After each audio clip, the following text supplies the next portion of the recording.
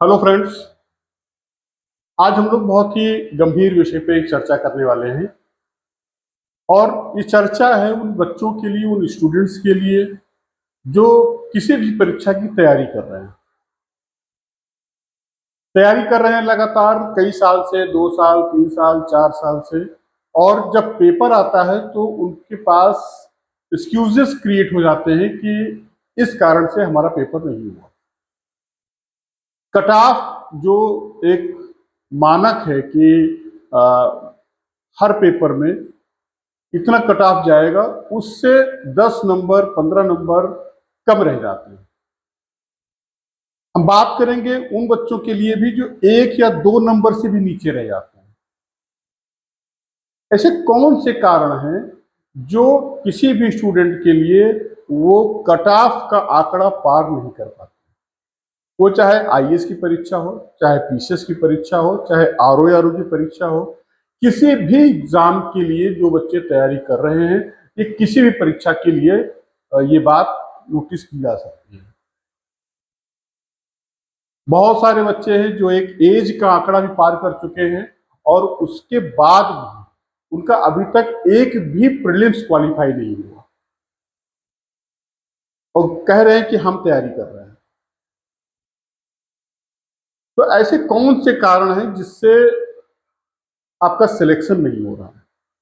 तो एक तो विद्यार्थियों के दृष्टिकोण से बात करेंगे और दूसरी बात करेंगे गार्जियन के पक्ष से। तो पहले विद्यार्थियों की बात करें। जो स्टूडेंट अभी तक मेरे 10-15 साल के अनुभव पर आधारित है, ऐसे बच्चे जो गांव से आते हैं, तैयारी करने आते हैं, बड़ा लक्ष्य लेकर आते हैं, वो बच्चे क्यों असफल हो जाते हैं? क्या किसी भी सब्जेक्ट का सिलेबस इतना बड़ा है कि 5 साल 6 साल में कवर न किया जा सके? ऐसा तो नहीं है। और अगर ऐसा नहीं है तो फिर कौन से कारण है कि आपकी परीक्षा क्वालिफाई नहीं हो रही है? आप मेंस के चौखट तक नहीं पहुंच पा रहे हैं और बहुत मेहनत कर रहे हो, बहुत प्रयास कर रहे हो। समय आपकी प्रतीक्षा नहीं करेगा, ये समाज आपकी प्रतीक्षा नहीं करेगा। जो भी स्टूडेंट है उसको कम से कम कुछ मानकों को ध्यान में रखना पड़ेगा। पहला, अगर हम चर्चा शुरू करें इस बात में कि आपकी का सिलेबस या जो आप किताबें पढ़ रहे हैं वो उन सारी चर्चाओं को अगर शामिल किया जाए तो कुछ कुछ मोटी बातें निकल के आ रही हैं और जो मैंने अनुभव किया है। पहला, कि हर बच्चा चाहता है कि उसका शॉर्टकट में सिलेक्शन हो जाए, शॉर्टकट अपनाए और सिलेक्शन हो जाए, और उसको जोड़ के देखता है कि ये स्मार्ट स्टडी है। लेकिन ऐसा है नहीं। सिलेक्शन के लिए आपको हमेशा अपने हथियारों को, अपने शारीरिक स्थिति को, मानसिक स्थिति को तैयार करना पड़ेगा, उसके लिए रेडी रहना पड़ेगा। किसी भी परीक्षा के लिए 1 साल का समय जो होता है वो पर्याप्त होता है, किसी भी परीक्षा के लिए। और आज से नहीं, ये जब हम बहुत छोटे थे, हमारे साथ में हमारे जो बड़े भाई लोग थे, जो सीनियर्स थे, जो उस समय के टीचर थे, मेरे नाना कहा करते थे, वो नियम आज भी एप्लीकेबल है। बहुत साधारण चीजें हैं, सभी जानते हैं, इसमें किसी रॉकेट साइंस की जरूरत नहीं है। पहला, कि आपके पास जो आप तैयारी कर रहे हैं उस एग्जाम का सिलेबस आपके पास होना चाहिए। दूसरा, अगर सिलेबस है तो उस सिलेबस के अकॉर्डिंग कुछ चुनिंदा किताबें होनी चाहिए। मेरे नाना कहा करते थे कि एक किताब को इतनी बार पढ़िए कि वो किताब कंठस्थ हो जाए। और बच्चों के अंदर क्या टेंडेंसी होती है, जैसे एक बार मैं जब यूपीएससी का पेपर दे रहा था तो 2012 की बात थी शायद ये। उस साल यूपीएससी के पेपर में कुछ क्वेश्चन, एक सुंदरम और दत्त करके किताब आती है, दत्त सुंदरम करके इकोनॉमिक्स की किताब थी, एक क्वेश्चन उस किताब से आया हुआ था। तो लोगों ने, वो प्लानिंग का क्वेश्चन था, उस समय लोगों ने क्या किया कि देखा कि इस किताब से क्वेश्चन आया हुआ है, सारे बच्चे दौड़ पड़े कि हाँ दत्त सुंदरम पढ़ा जाएगा। जबकि अगर सही से देखा जाता तो किसी भी किताब को उठा लीजिए, एक क्वेश्चन वहां से मिल जाता। उसमें किसी 10 किताब 50 किताब पढ़ने की आवश्यकता नहीं थी, इतनी मोटी किताब पढ़ने की आवश्यकता नहीं थी, नया सब्जेक्ट खोलने का एक दरवाजा खोलने की आवश्यकता नहीं थी। जब यूपीएससी ने कहा कि हम 50% से कम मार्क्स पर आपका सिलेक्शन कर लेंगे, तो आपको इतना हाईफाई स्टडी करने की आवश्यकता नहीं थी। साधारण तरीके से एक किताब लीजिए, चाहे दत्त सुंदरम लीजिए या कोई इकोनॉमिक्स की किताब ले लीजिए, कोई पॉलिटिक्स की किताब ले लीजिए, आपका कंसेप्ट क्लियर हो जाएगा। आपका कोई भी एग्जाम निकालने भर के लिए वो पर्याप्त होगी, लेकिन ईमानदारी से करना पड़ेगा। नाना मेरे कहा करते थे कि एक किताब को 10 बार पढ़ो, न कि 10 किताब को एक बार। और उसका परिणाम भी निकलता था कि जब एक किताब को कई बार पढ़ी जाती थी तो वो किताब अपना रिजल्ट देती थी। 10 ऑप्शन पर 10 सोर्सेस की तरफ भागने की आवश्यकता नहीं है। तो आपके पास सिलेबस होना चाहिए, सिलेबस के अकॉर्डिंग आपके पास बुक्स होनी चाहिए, और साथ में प्रीवियस ईयर का मेंस और प्रीलिम्स का क्वेश्चन पेपर होना चाहिए, कम से कम 10 साल का। जो बच्चे पिछले 10 साल के क्वेश्चन सॉल्व कर लेते हैं, उनके सोचने में, उनके समझने में कुछ चेंजेस आ जाते हैं। वो क्वेश्चन के पैटर्न को पकड़ने लगते हैं कि क्वेश्चन क्या पूछ रहा है। एक ही किताब है पॉलिटी की, बियर एक्ट, एक ही किताब है पॉलिटी की, उसको लक्ष्मीकांत ले लीजिए, डीडी बसु ले लीजिए, सुभाष कश्यप ले लीजिए, कोई एक किताब ले लीजिए एनसीईआरटी के साथ में, तो उसमें जो क्वेश्चन आएगा उसी पेपर, उसी किताब से आईएएस में भी क्वेश्चन आ रहा है, उसी से पीसीएस में भी आ रहा है, उसी से आरओ में भी आ रहा है, उसी से टेट सीटेट की परीक्षा होती है उसमें भी आता है, शिक्षक भर्ती में भी आता है, सिपाही भर्ती में भी आता है। तो महत्वपूर्ण क्या है कि हमको क्या पढ़ना है, क्या छोड़ना है। इस किताब से हमको एसएससी का टॉपिक निकालना है कि यूपीएससी आईएएस का टॉपिक निकालना है, ये जानने के लिए आपको प्रीवियस ईयर का क्वेश्चन सॉल्व करना पड़ेगा, करना चाहिए। और जब आप प्रीवियस ईयर का क्वेश्चन सॉल्व करेंगे तो आपको दिखाई देगा कि जिस परीक्षा की हम तैयारी कर रहे हैं उसके बड़े अच्छे मानक है, बड़े अच्छा स्टैंडर्ड है, बहुत अच्छा। किसी भी किताब से आपके मान लीजिए 10 क्वेश्चन आया तो 8 क्वेश्चन करने भर की क्षमता आप में डेवलप हो जाएगी, और 2 क्वेश्चन तो यूपीएससी भी मान के चलता है कि आपको सॉल्व नहीं करना है। इतना ज्यादा ब्लंडर्स, इतना ज्यादा मेहनत करने की आवश्यकता, मैं ये नहीं कह रहा हूं कि आवश्यकता नहीं है, लेकिन उतनी मेहनत करिए जिससे आपका सिलेक्शन निकले, सिलेक्शन हो। और तीसरा काम, जो चौथा काम है आपके पास, वो ये होना चाहिए कि एक कॉन्टिन्यूअस स्टडी आपकी होनी चाहिए। उसमें जो स्टडी होगी उसमें 2 चीजें कंप्लीट की जाएंगी। एक कि आपका सिलेबस कंप्लीट होना चाहिए। आप जिस टॉपिक को पढ़ रहे हैं कम से कम टाइम में मैक्सिमम लिख के आपको उसका नोट्स प्रिपेयर करना है। विदाउट नोट्स, विदाउट लिखाई, ऐसी स्टडी जिसमें आपकी कलम नहीं चलती है, ये मान के चलिए कि वो स्टडी में काउंट नहीं होगा। ऐसे ऐसे बच्चे हैं जो दिन में 40-40 पेज लिखते हैं। एक मेजर विराट मिश्रा है, उनका एक कॉन्सेप्ट है कि 5 क्वेश्चन डेली लिखे जाने चाहिए, 5 आंसर डेली लिखे जाने चाहिए। और क्यों? क्योंकि बहुत सारे बच्चे हैं जो 5 आंसर डेली लिख रहे हैं। तो उन्होंने काउंट किया कि हम अगर 5 क्वेश्चन एक दिन में लिख रहे हैं तो 30 दिन में 150 क्वेश्चन हो जाएगा। तो मैं उन लाखों बच्चों से आगे हो जाऊंगा जो ये काम नहीं कर रहे हैं। सुबह 4 बजे उठ के स्टडी करना है तो जो बच्चा दिल्ली में 10 बजे सो के उठता है, उसकी तुलना में हमारे पास लगभग 6 घंटे ज्यादा मिल जाएंगे स्टडी करने। जब वो सो के उठेगा, अपनी दिनचर्या शुरू करेगा, तब तक मेरी 6 घंटे की स्टडी हो जाएगी। अगर इतनी स्टडी आपकी हो गई तो आप जनरल तरीके से हिंदुस्तान के उन लाखों बच्चों से हमेशा आगे रहेंगे जो 10 बजे सो के उठते हैं। आपका एक एक टाइम, एक एक मिनट आपका फिक्स होना चाहिए कि हम अब ये करेंगे, हम ये करेंगे, हम ये करेंगे। और उसमें सबसे ज्यादा राइटिंग स्किल पे वर्क करने की आवश्यकता होती है। कितना अधिक से अधिक आप लिख लेते हैं। IAS के डायरेक्टर है विनय सर, वो बोलते हैं कि जो बच्चा लिख डाला वो सिलेक्ट हो जाता है। और मैं खोजता रहता हूं ऐसे बच्चों को, जो उनसे कहता हूं कि लिख के लाओ। लिखने के लिए बिना लिखे कोई स्टडी नहीं होती है।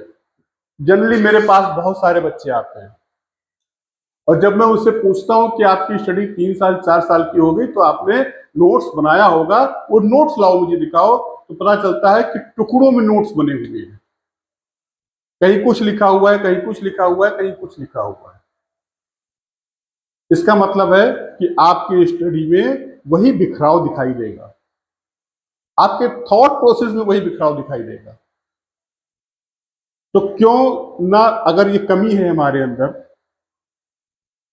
कि हम इन चीजों को सिलेबस के अकॉर्डिंग लिमिटेड टाइम में अपने नोट्स को प्रिपेयर करके अपनी स्किल पे वर्क नहीं करते हैं, तो अगर उसको पूरा कर लें तो हमारा एग्जाम आसानी से निकल सकता है।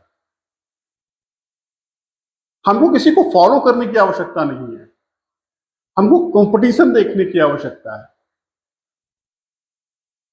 अगर आपका नोट्स प्रिपेयर होगा, आपके सेल्फ के नोट्स बने होंगे, एक सोर्स को आपने कंठस्थ कर लिया होगा, न कंठस्थ कर लीजिए, 10 टाइम्स स्टडी कर लीजिए, पढ़ लीजिए, तो ये विश्वास करिए कि आपका मैक्सिमम पार्ट, आप किसी भी एग्जाम से फेल नहीं होंगे। एक छोटा भाई है हमारा ओम, जब मैंने इंस्टीट्यूट खोला तो ओम उन विद्यार्थियों में से थे जो केवल लिखते थे। पहला अटेम्प्ट दिया, 3 अटेम्प्ट दिया, 3 के तीनों PCS के 3 के तीनों अटेम्प्ट उसे दिए और सारे के सारे इंटरव्यू कॉल हुई। अभी PCS में फॉरेस्ट डिपार्टमेंट में वर्क कर रहा है। सुधीर केवल लिखते थे। जिन बच्चों का इतिहास सफलता का है, जो लोग सेलेक्ट हुए, मैं किसी की आलोचना या बड़ाई नहीं कर रहा हूं, मैं ये दिखा रहा हूं कि जिन बच्चों का सिलेक्शन हुआ उनके एफर्ट में और जिनका नहीं हुआ उनके एफर्ट में क्या अंतर है। तो अगर आपको सिलेक्ट होना है, आपको एक प्रशासनिक पद, जिस भी परीक्षा की आप तैयारी कर रहे हो, उसमें कोई भी परीक्षा हो सकती है, ये फार्मूला नीट के एग्जाम में भी काम आएगा, ये बीटेक के एग्जाम में भी काम आएगा, ये UPSC IAS बनना चाहते हैं जो हिंदुस्तान की सबसे बड़ी परीक्षा है, वहां भी काम आएगा। आप वहां भी इसको फॉलो करते, किसी भी परीक्षा के लिए आपको उतना एफर्ट करना पड़ेगा जितना दूसरा कोई बच्चा जो आपके आसपास नहीं रह रहा है, वो बच्चा मेहनत कर रहा है। आपने प्रीवियस ईयर के क्वेश्चन के नोट्स बनाए कि नहीं बनाए, डिपेंड करेगा आपके स्किल पर। और सच मानिए, मैंने लगभग आज की डेट में हजारों बच्चों को के साथ मैंने इंटरेक्ट किया है, और जिन बच्चों का जो ग्राफ है, जो सिलेक्शन ना होने का, प्रीलिम्स पास ना होने का, उनके साथ में एक ही समस्या है कि उनका नोट सिस्टमेटिक तरीके से नहीं बना है। और जब उनसे कहा जाता है कि आप नोट्स बनाइए, तो उनको ये काम बोरिंग लगता है, क्योंकि अब उनकी स्टडी 5 साल की हो चुकी है, 4 साल की हो चुकी है, तो उनको लगता है कि हमने तो सब पढ़ लिया है, हमको सब आता है, और अगर हमको सब आता है तो नोट्स बनाने की आवश्यकता नहीं है, फालतू का काम है। हमको अब स्मार्ट स्टडी करनी है, मोबाइल पे पढ़ना है, वीडियो क्लासेस देखनी है। लेकिन ऐसा नहीं है। बहुत सारे बच्चे बड़ी बड़ी कोचिंग करके आते हैं, और कोचिंग करके आते हैं और एक भी प्रीलिम्स पास नहीं कर पाते। तो समस्या कोचिंग में नहीं है। कोचिंग ने तो आपको गाइडेंस दिया, आपको आपका जो संसाधन की आवश्यकता थी दिया उन्होंने, लेकिन आपने उसका यूटिलाइजेशन नहीं किया, आप उसका सदुपयोग नहीं कर पाए। आपका जब काम था कि आप अपना नोट्स बनाते, अपने टीचर को दिखाते, उनसे डिस्कस करते, तो टीचर का भी मन करता। तो मैं बहुत ज्यादा जो आज का सिस्टम है, आज हम डिस्कस करेंगे कि जिन बच्चों का पेपर पीसीएस में उनको लगता है कि कट ऑफ से नीचे रह गए हैं, 3-4 साल की स्टडी के बाद आज ऐसा हुआ है, उनकी स्टडी इतनी लंबी हो चुकी है और प्रीलिम्स क्वालिफाई नहीं हो रहा है, तो उन बच्चों के लिए जो घर में हताश हो चुके हैं, जो इस दीपावली में घर गए और बहुत ज्यादा निगेटिविटी में है, समाज के, घर के, बड़ों के, पिता के कंधे देखकर, बड़े भाई और पिताजी के, माताजी के का चेहरा जो देखकर उदास होकर आए हैं, वहां से कुछ जज्बा लेकर आए हैं करने के लिए, उन सारे विद्यार्थियों से मेरी एक अपील है, एक प्रार्थना है कि 1 साल समय दीजिए, अपने नोट्स बनाइए, और अगर कोई साथ नहीं दे रहा तो आप मेरे पास आइए। 6 महीने का टाइम आप मुझसे लीजिए, मैं आपको 6 महीने के लिए आपका नोट्स प्रिपेयर कराऊंगा। अगर आपने 5 साल की स्टडी सेल्फ से की है, 5 साल में आपने अपने तरीके से स्टडी की है, अपने तरीके से जगे हैं, अपने तरीके से सोए हैं, अपने तरीके से खाए हैं, अपने तरीके से घूमने का काम किया है, तो उसको छोड़ के केवल 6 महीने के लिए आप मेरे पास आ जाइए, और 6 महीने उस समर्पण भाव से आइए कि हमको जाना और कुछ बन के निकलना है।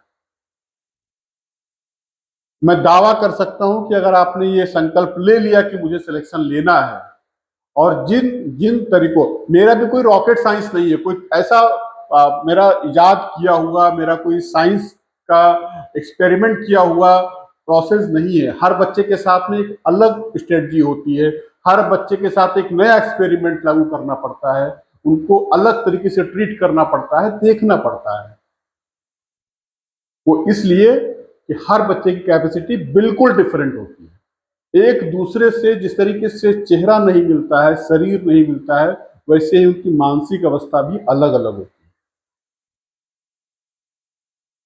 तो उनके राइटिंग स्किल पे बहुत, कई बार बच्चे आते हैं बहुत अच्छी राइटिंग स्किल लेकर आते हैं, लेकिन उनके पास राइटिंग स्किल अच्छी है तो सिटिंग कैपेसिटी नहीं अच्छी है, वो 2 घंटे लगातार बैठ के कुछ लिख ही नहीं सकते। तो उनको बैठाकर उनको किसी भी तरीके से प्रेशराइज करके उनको बैठाना पड़ता है। कई बार लड़के गार्जियन को मिसगाइड करते रहते हैं, नहीं हो जाएगा हो जाएगा, और इधर प्रयास नहीं हो रहे होते। लखनऊ जैसे शहर में आने के बाद भी उनको लगता है कि अब मैंने कोचिंग कर ली है, टीचर के संपर्क में आ गया हूं तो मैं आईएएस हो गया। ऐसा नहीं होता है।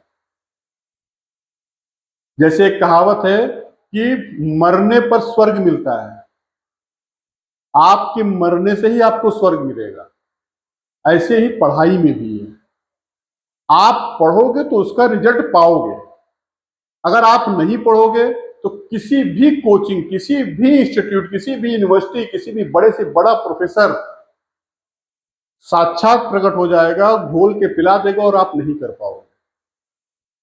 तो एक चीज तो निश्चित है कि करना तो खुद पड़ेगा, बस करना कैसे है ये हम बताएंगे केवल 6 महीने के लिए। 5 से 6 महीने में आपके सारे नोट्स प्रिपेयर हो जाएंगे। आपके स्टडी के लिए केवल रिवीजन का पार्ट बचेगा, और उस में भी आपके सारे क्वेश्चन, प्रीवियस ईयर के question with answer writing with notes सब प्रिपेयर होगा।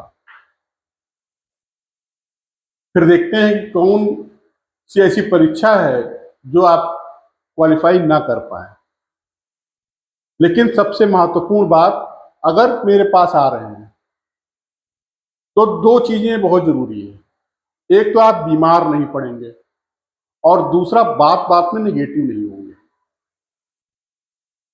कुछ बच्चे हैं जो केवल बीमार रहना पसंद करते हैं और उनको उस बीमारी को बताने में बड़ा आनंद आता है, और कुछ बच्चे होते हैं जो किसी ने कुछ कह दिया वो निगेटिविटी में चले गए। उनको शौक होता है निगेटिविटी में जाने का। अपनी क्षमता, अपने स्किल, अपना जो एनर्जी का भंडार है ना उनके पास, उस पर वर्क नहीं करते हैं, उस पर काम नहीं करते हैं। तो ऐसे बच्चे जो कुछ बनना चाहते हैं, और इसकी मैं कोई फीस नहीं लेता हूं, जो बच्चा हताश है, जो परेशान है, जो कुछ करना चाहता है, जो लिखना चाहता है, जो सिलेक्शन लेना चाहता है, जो किसी गांव शहर कहीं से भी आया हुआ है और उसको गाइडेंस नहीं मिल पा रहा है, उसके पास शुरुआत करने का और किसी टॉपिक को अंत करने का रास्ता नहीं मिल रहा है, ऐसे बच्चे मुझको चाहिए। और जो फेल हो रहे हैं, जिनको लग रहा है कि हाँ मुझे किसी की आवश्यकता है, और जिनके कटाव से 4 क्वेश्चन 5 क्वेश्चन नीचे रह गए हैं, और गार्जियन से एक करबद्ध निवेदन है, विनती है कि ऐसे गार्जियन जो अपने बच्चों को तैयारी के लिए भेजते हैं तो दिन में 3 बार फोन करते हैं कि बेटा पढ़ रहे हो नहीं पढ़ रहे हो, रोज फोन करते हैं पढ़ रहे हो नहीं पढ़ रहे हो। ये करना बंद कर दीजिए, क्योंकि इससे आपके बच्चे की सेहत पर कुछ नहीं पड़ने वाला, कोई प्रभाव नहीं पड़ने वाला। वो और ज्यादा डेमोरलाइज हो जाता है और ज्यादा निगेटिविटी में चला जाता है। उसको वक्त ही नहीं मिलता है आपके ऑरा से बाहर निकलने का। उसको अपनी चीजों पर, उसको कुल एक चीज बोलिए कि आप, जो भी बच्चा है आपका, जो गार्जियन का काम है देखना, किसी भी गार्जियन को ये देखना चाहिए उसके अपने नोट्स खुद उसने बनाए हैं कि नहीं बनाए। किसी भी परीक्षा की बात कर रहा हूं मैं, आईएएस की परीक्षा की बात कर रहा हूं। आप अनपढ़ हैं, आप नहीं पढ़े हैं, इतना तो जान जाएंगे ना कि एक हमारे बेटे ने एक सब्जेक्ट की 1 कॉपी 2 कॉपी 3 कॉपी बना डाली है, उस पर किताब में लाइनिंग करके मार्किंग करके सारी किताब को एक बार रीड किया, ये तो देख पाएंगे ना। सब सारी लाइनों पर कलम चली हुई नहीं चली हुई है, कॉपी पर आपके नोट्स बने हुए हैं कि नहीं बने हुए हैं, ये तो आप देख पाओगे ना। पॉलिटी की किताब, हिस्ट्री की किताब के रजिस्टर तो आप देख लोगे ना, भी इतिहास लिखा हुआ है। बच्चा ही बता देगा कि देखिए पापा मैंने इतिहास की किताब पढ़ी थी, उसका नोट्स मैंने बना लिया। तो एक काम करिए कि बच्चे को सुबह 4 बजे आप जगा दीजिए, 1 महीने के लिए समस्या होगी। और दूसरा काम करिए कि उसका नोट्स आप हर दूसरे दिन, तीसरे दिन, चौथे दिन उसका वर्क देखिए कि बेटा तुम पढ़ रहे हो तो कितना पढ़ रहे हो, क्या पढ़ रहे हो।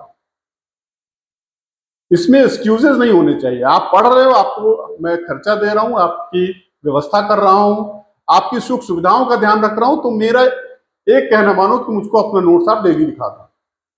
आप कोचिंग कर रहे हो तो वहां का नोट्स आप मुझे दिखा दो। अगर किसी दिन किसी बच्चे ने 30 पेज से कम लिखा है तो उसकी पढ़ाई को काउंट मत करिए। 30 पेज से ज्यादा जिस दिन लिखाई होगी उस दिन समझिएगा कि आपका बच्चा मेहनत कर रहा है, परिश्रम कर रहा है और सही दिशा में कर रहा है।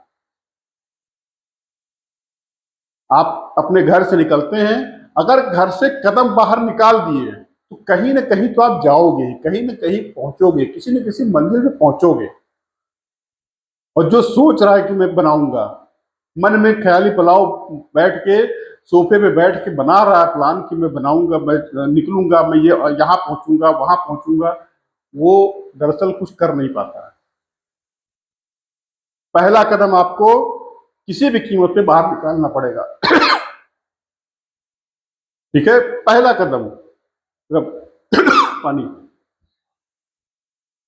ये जितना इंपॉर्टेंट आपके सिलेक्शन के लिए है कि आप लिखना शुरू कर दिए तो किसी की हिम्मत नहीं है कि आपका सिलेक्शन रोक ले, किसी में ताकत नहीं है कि आपको आपकी प्रगति से रोक ले। एक बहुत बड़े डॉक्टर एपीजे अब्दुल कलाम की एक लाइन है कि आप जो काम कर रहे हैं उस काम में मन लगा दीजिए, उस काम के साथ में आप अपना एकात्म बना लीजिए।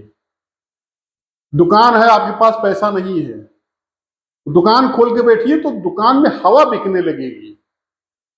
आप जो काम करने लगेंगे बस उसको टाइम से, समय से पूरा करने का, खोलने का, बंद करने का सिस्टम बना लीजिए। सुबह 4 बजे से 5 बजे से नोट्स बनाना शुरू कर दीजिए। और जिन बच्चों का नोट्स नहीं बनेगा, ये चेतावनी भी है, गार्जियन के लिए भी चेतावनी है, समाज के लिए भी चेतावनी है और बच्चों के लिए भी चेतावनी है। जिन बच्चों का नोट्स नहीं बनेगा, किसी की औकात नहीं है, किसी की हिम्मत नहीं है कि उस बच्चे का सिलेक्शन करा दे। किसी के वीडियो लेक्चर देख के, ऑनलाइन स्टडी करके आप ज्यादा कुछ नहीं कर पाओगे, केवल वेस्टेज ऑफ टाइम आपका होगा और कुछ नहीं होने वाला।